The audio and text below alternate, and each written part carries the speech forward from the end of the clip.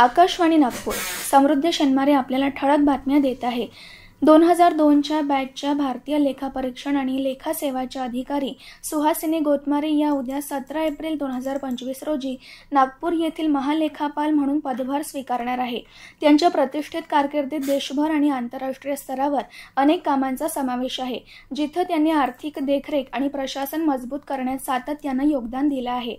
100 दिवसांच्या कार्यालयीन सुधारणा कार्यक्रमांतर्गत घेण्यात आलेल्या स्पर्धेत झोपडपट्टी पुनर्वसन प्राधिकरणाने 100 पैकी 82.16 गुण मिळवून पहिला क्रमांक पटकावला आहे।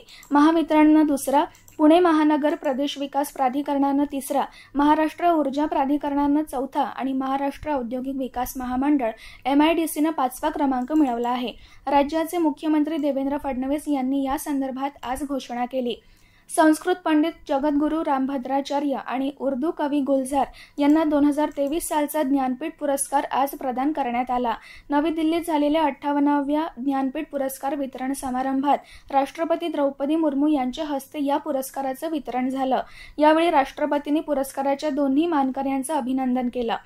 केंद्रीय सूक्ष्म लघु आणि मध्यम उद्योग मंत्रालय सूक्ष्म लघु आणि मध्यम उद्योजकांच्या उत्कृष्ट कामगिरीची आणि त्यांच्या योगदानाची दखल घेऊन राष्ट्रीय स्तरावर पुरस्कार देऊन त्यांना प्रेरित आणि प्रोत्साहित करते।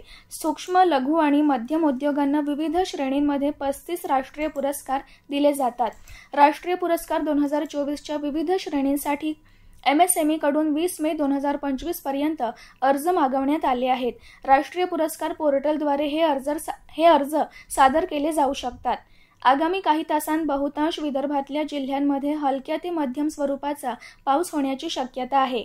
दरम्यान विदर्भात आज सर्वाधिक कमाल तापमान अकोला इथं 41 अंश सेल्सिअस इतकं नोंदवण्यात आलं, तर नागपुरात 37.5 अंश सेल्सिअस इतक्या कमाल तापमानाची नोंद करण्यात आली आहे।